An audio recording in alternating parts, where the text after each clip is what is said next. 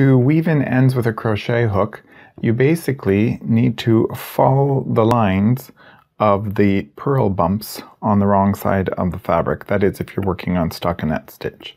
So I've used a marker to kind of highlight the path of where the yarn is going to go.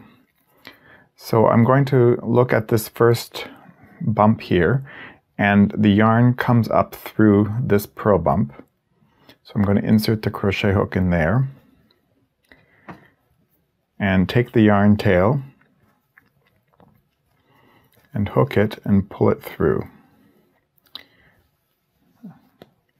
Okay, then I'm going to trace, so this bump goes this way and then goes into this stitch, so I'm going to take the yarn with the hook and pull it through.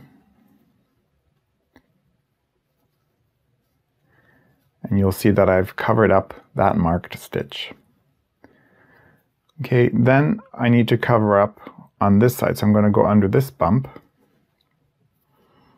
and take the yarn and pull it through. So I'm following the path of the yarn on the previous purl row. Okay, so you can see now that this yarn is going to go into this hook and come out over here. So I'm going to put my hook through both loops.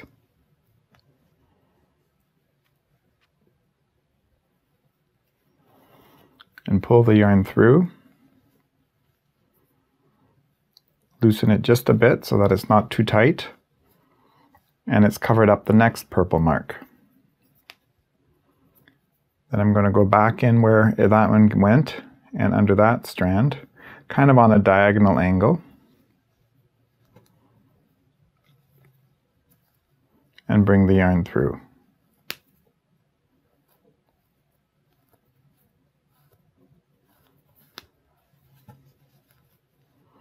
Okay, I'm just going to loosen it up again, just to cover that marker. And I'll have one more strand to cover. So you can kind of weave in an end across 4 or 5 stitches on the wrong side.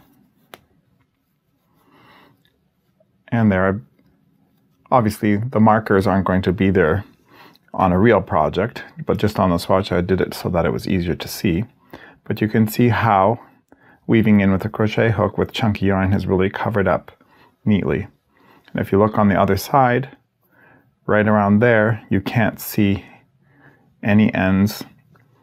And with the zigzagging back and forth, it's very unlikely to come apart.